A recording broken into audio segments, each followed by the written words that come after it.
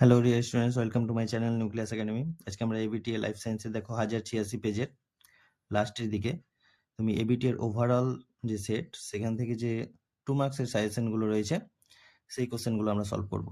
অ্যান্সারগুলো দেখে নাও।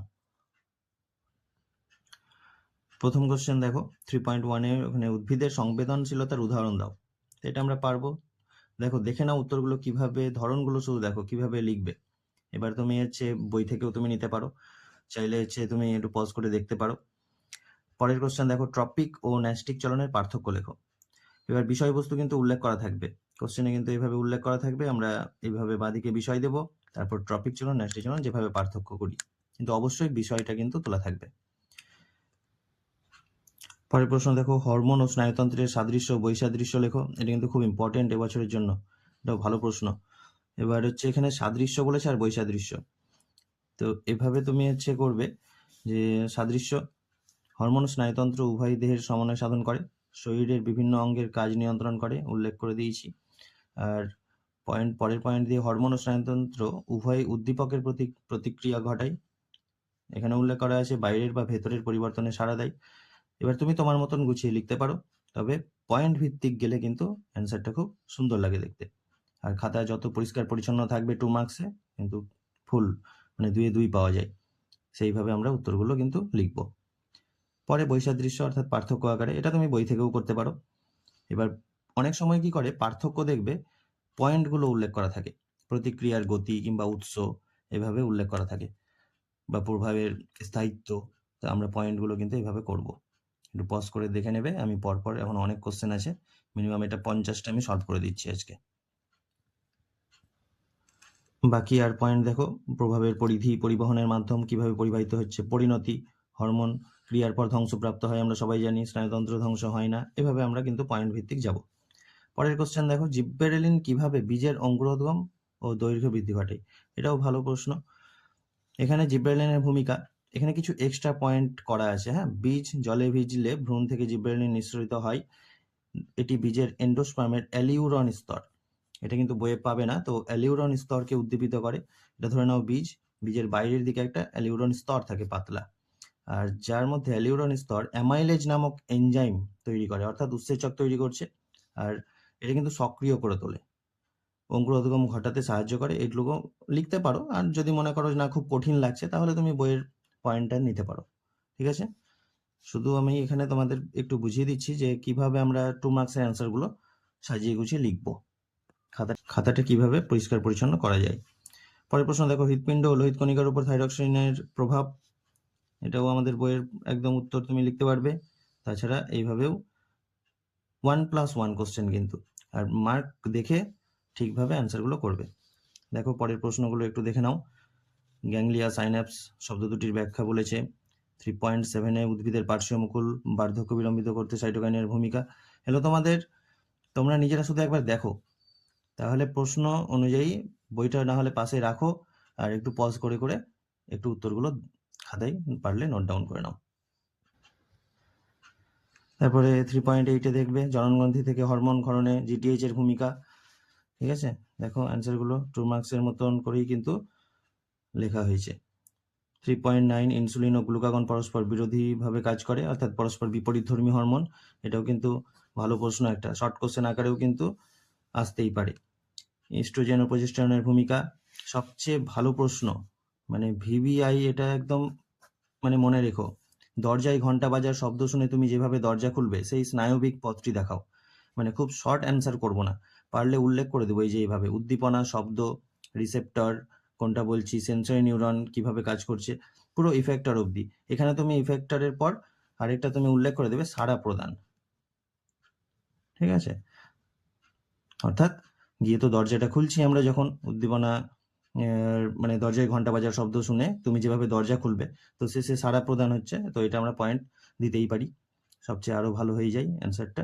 দেখে নাও, একটু পজ করে দেখে নাও আর খাতায় নোট করে নাও। দেখো 12 নম্বরে, নিম্নলিখিত ক্রিয়াগুলি মস্তিষ্কের কোন অংশ দ্বারা নিয়ন্ত্রিত হয়। এই ধরনের গল্প আকারে যে প্রশ্নগুলো রয়েছে, কাজ তোমাকে দিয়ে দেবে, বলবে মস্তিষ্কের কোন অংশ দ্বারা নিয়ন্ত্রিত হয়, কিংবা কিছু কাজ দিলেও বললো কোন হরমোন দ্বারা নিয়ন্ত্রিত হয়। এই ধরনের প্রশ্নগুলো কিন্তু ভালোভাবে খেয়াল করে উত্তরগুলো কিন্তু সাজাবে, অর্থাৎ 2 মার্কসের মতন, মানে খুব বেশি বড় করব না, অ্যাকুরেট অ্যান্সার লিখবো, যেটুকু দরকার প্রশ্ন বুঝে ভালো করে উত্তর দেব। দেখো এই যে মায়োপিয়া হাইপারমেট্রোপিয়া, এই কোশ্চেনটাও দারুণ কোশ্চেন। সবাই জানে মায়োপিয়ার মানে তোমরা পড়ে নিয়েছো ত্রুটিগুলো, কিন্তু পার্থক্য দিলে আর তখন কেউ লিখতে পারে না গুছিয়ে। তাহলে আমরা এইভাবে বিষয় তুলে দেবে, কারণ আর লক্ষণ দিয়ে আমরা পয়েন্ট আকারে লিখবো। 17 নম্বরে দেখো কি আছে, গমনের একটি চালিকা শক্তি। চালিকা শক্তি মানে উদ্দেশ্য, এটা আমরা বই থেকে উদ্দেশ্যগুলো করতে পারি। এখানে বলেছে প্রজননিক কাজের জন্য একত্রিত হওয়া 2টি সামুদ্রিক জীবের উদাহরণের সাহায্যে বক্তব্যটির যথার্থতা প্রতিষ্ঠা করো। এই যে উক্তিটির যথার্থতা বিচার করো, এই ধরনের প্রশ্নগুলো কিন্তু 2 মার্কসে খুবই দেখা যাচ্ছে এখন। তুমি 2025, 24, 23, 22 সালের কোশ্চেনগুলো বিভিন্ন সলভ করো, বুঝতে পারবে। তো এই জন্যই আমরা কি করলাম, লাস্টের দিকে যে সাজেশন কোশ্চেনগুলো রয়েছে সেখান থেকেই সলভ করার চেষ্টা করলাম, তোমাদের যাতে সুবিধা হয়। এই যে বিভিন্ন ধরনের পেশিগুলোর কোশ্চেন দিয়েছে, দেখো ফ্লেক্সর পেশি, এক্সটেন্সর পেশি, অ্যাডেক্টর পেশি, রোটেটর পেশি। বলছে সংকোচনের ফলে কি কি ঘটনা ঘটে। আমরা হচ্ছে সংজ্ঞা পড়ে নিয়েছি, উদাহরণ পড়ে নিয়েছি, কিন্তু প্রশ্ন যখন গল্প আকারে থাকে তখন আর কেউ ধরতে পারে না উত্তরগুলো কিভাবে লিখবো। তাহলে এই জন্য দেওয়া, একটু দেখে ঠিকভাবে লেখার চেষ্টা করবে।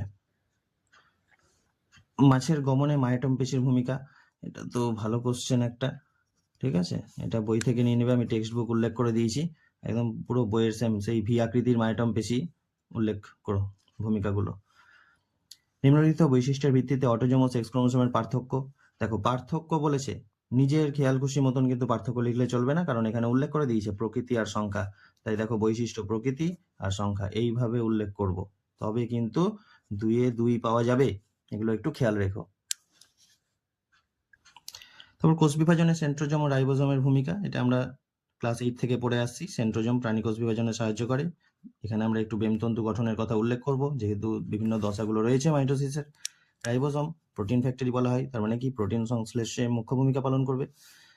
3.25 দেখো এখানে কোশ্চেন টাইপ হয়নি, এখানে তুমি বইয়ে পাবে ডিএনএ আরএনএ এর পার্থক্য বলেছে, ঠিক আছে, ডিএনএ আরএনএ এর পার্থক্য বলেছে।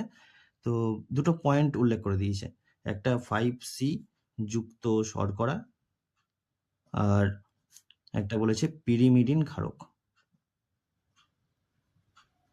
এই ধরনের প্রশ্নটা তোমরা দেখলেই দেখতে পাবে যে ডিএনএ আরএনএ এর মধ্যে নিম্নলিখিত বিষয়গুলিতে পার্থক্য লেখো। এই দুটো বিষয় দেওয়া আছে, তাহলে 5C অর্থাৎ 5 কার্বনযুক্ত শর্করা ঘরে তুমি এইভাবে বক্স করবে, বিষয় লিখবে বাঁদিকে ডিএনএ আরএনএ। আমি একটু রাফ শর্টে করে দিচ্ছি তাড়াতাড়ি, ভিডিওটা নাহলে খুব বেশি বড় হয়ে যাবে। তো ডিএনএ এর মধ্যে তুমি 5C কার্বন যুক্ততে কি লিখবে, ডিঅক্সি রাইবোজ, ডিঅক্সি রাইবোজ। আর আরএনএ তে কোন শর্করা থাকে, রাইবোজ, এটা আমরা সবাই জানি। পিরিমিডিন ক্ষারক, পিউরিন না কিন্তু, মানে দেখা গেল পিরিমিডিন বলেছে তুমি পিউরিন লিখে দিয়েছো, ব্যাস কিছু করার নেই, 1 পাবে 2-এ তখন। পিরিমিডিন ক্ষারকের ক্ষেত্রে তাহলে পিউরিন কি কি থাকে, অ্যাডেনিন গুয়ানিন দুটোতেই একই, এখানে সাইটোসিন আর থাইমিন, আরএনএতে সাইটোসিন আর থাইমিনের বদলে ইউরাসিল। এবার পুরো নামটা লিখবে তোমরা, এইভাবে কিন্তু সাজানো হবে পার্থক্যটা। লাস্ট প্রশ্ন দেখো এখানে 26 নম্বর আর কি, কোন কোন বাহক নিচের উদ্ভিদগুলিতে পরাগযোগ সম্পন্ন করে। তাহলে ধান, কোনটা বায়ু পরাগী, কোনটা জল পরাগী, পক্ষী পরাগী আর পতঙ্গ পরাগী, উদাহরণ কিন্তু ভালোভাবে দেখে যেও। স্বপরাগযোগ, ঋতপরাগযোগের ওই চ্যাপ্টারটা কিন্তু পেজটা খুব ইম্পর্টেন্ট। চলো নেক্সট কোশ্চেনে যাই। 27 নম্বরে দেখবে অস্থানিক পত্রযুমকুল উদ্ভিদের প্রাকৃতিক অঙ্গজ বিস্তারে সাহায্য করে। এই যে বক্তব্যটির যথার্থতা বিচার করো। এই ধরনের উত্তরগুলো কিন্তু লেখার ধরন একটু আলাদা থাকবে, দেখে নাও। একটু দরকার হলে আমি পরপর দেখাচ্ছি, তোমরা পজ করে কিন্তু অবশ্যই দেখে নেবে ভালো করে উত্তরগুলো। উদ্ভিদের একটি উদাহরণের সাহায্যে খণ্ডীভবন প্রক্রিয়া, এটা বই থেকে নেব একদম সেম, দেখো টেক্সট বুক উল্লেখ করে রেখেছি। ইস্টের ও প্ল্যানেরিয়ার অযৌন জনন কোন পদ্ধতিতে সম্পন্ন হয়, তাহলে আমরা দুটো শুধু নাম লিখে দিলেই হবে, 1+1 আছে। আর পার্থক্য, এই কোশ্চেনটা কিন্তু ভালো কোশ্চেন একটা, উদ্ভিদের প্রাণীকোষ, উদ্ভিদ কোষের মাইটোসিস আর প্রাণীকোষের মাইটোসিস, এরকম কিন্তু সাইটোকাইনেসিসেরও পার্থক্য কিন্তু আছে, যেমন এখানে শুধু পদ্ধতি বিষয় দিয়ে দিয়েছে, দেখে নাও কিভাবে করা হয়েছে। নিম্নলিখিত বৈশিষ্ট্যের ভিত্তিতে ইউক্রোমাটিন আর হেটেরোক্রোমাটিনের পার্থক্য, এটা একদম টেক্সট বুক থেকে পুরো পার্থক্যটাই দেখো, এখানে দুটো বৈশিষ্ট্য কিন্তু উল্লেখ করে করতে হবে, ক্রোমাটিন তন্তুর কুণ্ডলী ভবন আর জিনের সক্রিয়তার উপর। তোমরা একটু আদার্স দেখা হলো এই দুটো পয়েন্ট দিল না, অন্য পয়েন্ট দিল, এই জন্য বলছি 4টে না 5টে পার্থক্য আছে, ওটা কিন্তু বই থেকে করবে। পরে দেখো মানব বিকাশের অন্তিম পরিণতি বা বার্ধক্য দশায় দৃষ্টিশক্তি ও অস্থি সংক্রান্ত দুটির পরিবর্তন। দৃষ্টিশক্তি, প্রেসবায়োপিয়া, চোখে ছানি পড়ে, ক্যাটারাক্ট, এই যে উল্লেখ করা আছে, অস্থি দুর্বল ও ভঙ্গুর হয়ে যায়। দেখো ব্যাকেটে এখানে একটা জিনিস উল্লেখ করা আছে, অস্থিসারতা বা অস্টিওপোরোসিস। অনেক সময় কিন্তু পরীক্ষায় অস্টিওপোরোসিস কি এই ধরনের প্রশ্ন কিন্তু দিয়ে দেয়, তাহলে দিতেই পারে, তো এগুলো আমরা একটু দেখে রাখবো এক্সট্রা জিনিস। বৃদ্ধি ও বিকাশের সম্পর্ক, এই সম্পর্কযুক্ত যে কোশ্চেনগুলো সেটা কিন্তু খুব ইম্পর্টেন্ট। বৃদ্ধি বিকাশ, তারপরে দেখবে তুমি ওই চ্যাপ্টারে পাবে 4 নম্বরে অভিযোজন অভিব্যক্তির মধ্যে সম্পর্ক, এই প্রশ্নগুলো কিন্তু অবশ্যই দেখে রাখবে, ঠিক আছে। এই যে উত্তরের ধরন দেখে নাও, এভাবে দিতে পারলে খুব ভালো। পরে দেখো নিউক্লিয়াস বিভাজনের অ্যানাফেজ দশায় ক্রোমোজোমের যে পরিবর্তন হয়, এবার পারলে তুমি এখানে ছবি চাইলে ছবিও দিতে পারো, হ্যাঁ 2 মার্কসের জন্য এতটা দরকার নেই, যদি পারো ভালো, নাহলে অন্তত বর্ণনাগুলো ভালো করে আসবো। তারপরে দেখো নিউক্লিয়াস বিভাজনের মেটাফেজ দশায় যে পরিবর্তন, এটা কিন্তু মেটাফেজ দশা 2026-এর জন্য খুব ভালো ইম্পর্টেন্ট কোশ্চেন। মেটাফেজ, অ্যানাফেজ চলে এসেছে তবুও বলবো একটু দেখে যেও শর্ট কোশ্চেনের জন্য, আর মেটাফেজ দশাটা কিন্তু ভালো করে করবে। তারপরে দেখো মিওসিস কোষ বিভাজনের নিচের দুটি তাৎপর্য ব্যাখ্যা করো। তাহলে মিওসিস তাৎপর্য ব্যাখ্যা করতে বলেছে ঠিকই, কিন্তু পয়েন্ট উল্লেখ করে দিয়েছে, প্রজাতির ক্রোমোজোম সংখ্যা ধ্রুবক রাখা, জীবের মধ্যে প্রকরণের উৎপত্তি। পয়েন্ট ভিত্তিকই যাব, মানে যা খুশি আমরা যা গুরুত্ব লিখে দিলাম হবে না, তো এইগুলোকেই খেয়াল রাখতে বলছি। মানে অনেক স্টুডেন্ট কি করে, এই তো মিওসিস কোষ বিভাজনের তাৎপর্য বলেছে, যা খুশি আমরা দুটো পয়েন্ট লিখে চলে এলাম, ভাবছো 2 এ 2 পেয়ে যাবে, কিন্তু না, এরকমটা করবে না, বৈশিষ্ট্য ওয়াইসই লিখবে। ক্রোমোসোমের রাসায়নিক উপাদান লেখো, এখানে তো পয়েন্ট দেখো উল্লেখ করা আছে, খুব শর্ট। যদি ভাবো যে একটু বাড়িয়ে লিখবো, তাহলে বইয়ের যে ছক আছে দেখবে, ছক আকারে উপস্থাপন করা আছে, যদি পাও তাহলে খুবই ভালো এইভাবে লিখতে, হ্যাঁ না হলে তুমি শুধু নামগুলো উল্লেখ করলে হবে, উদাহরণগুলো দিয়ে দিও, কোনটা হিস্টোন প্রোটিন না নন হিস্টোন প্রোটিন, সেই লাইসিন, লিউসিন, ট্রিপ্টোফ্যান, টাইরোসিন, এগুলো পড়েছো, তাই খুব একটা আর কিছু বললাম না, শুধু দেখে নাও কিভাবে ধরনগুলো করা হয়েছে।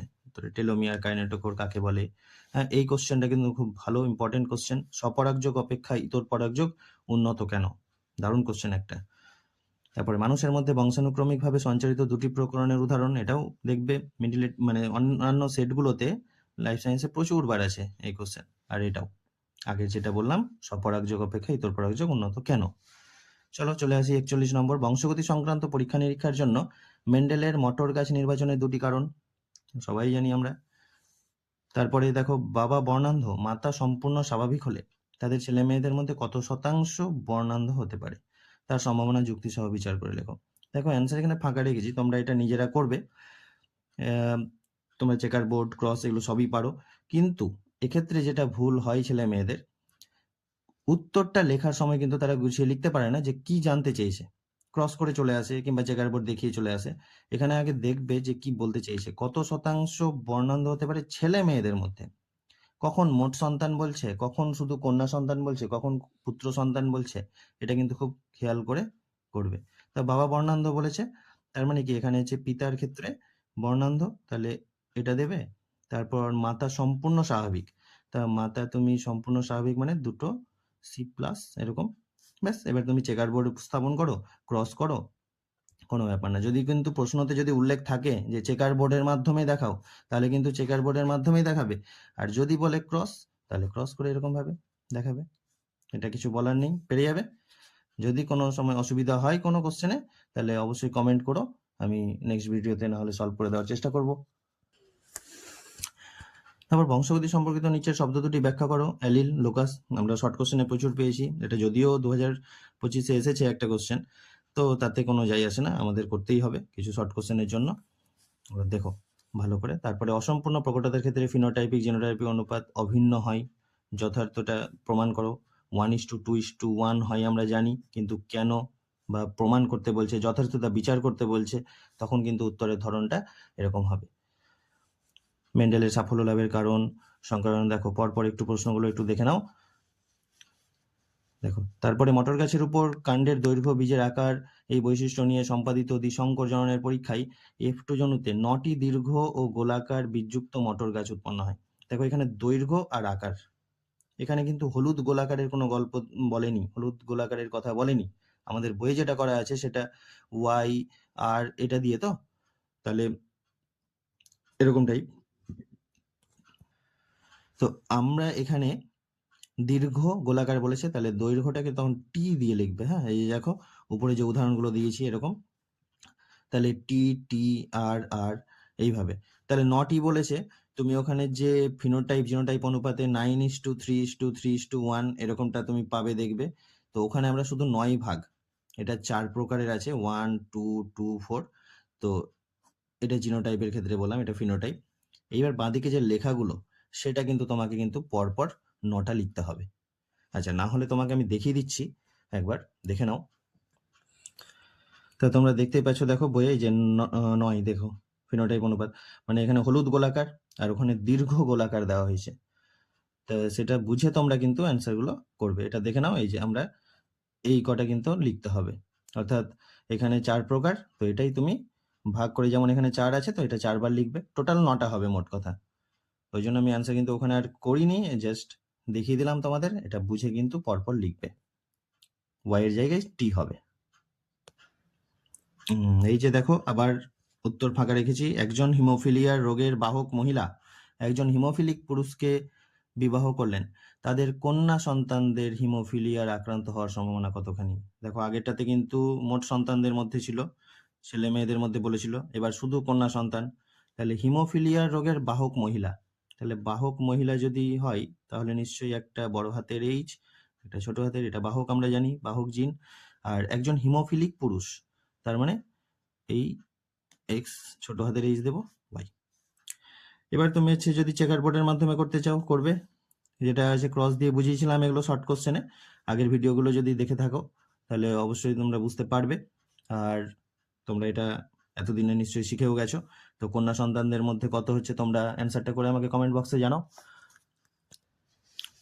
50 নম্বর দেখো, হট ডাইলিউট স্যুপ কি? হট ডাইলিউট স্যুপ হলো ওপারিনো হাইল্যান্ডের তত্ত্ব অনুযায়ী পৃথিবীর সৃষ্টির প্রথম দিকে সমুদ্রের উষ্ণ জলে বিভিন্ন জৈব যৌগের মিশ্রণ, যা থেকে জীবনের উৎপত্তি হয়েছিল বলে মনে করা হয়। 2 মার্কসের জন্য এটুকু লিখলেই এনাফ। তো এই ছিল আজকে আলোচনা। আমাদের 50টা 2 মার্কস কোশ্চেন কিন্তু কমপ্লিট হলো। এখানে দেখবে 79টা না 80টা কোশ্চেন আছে।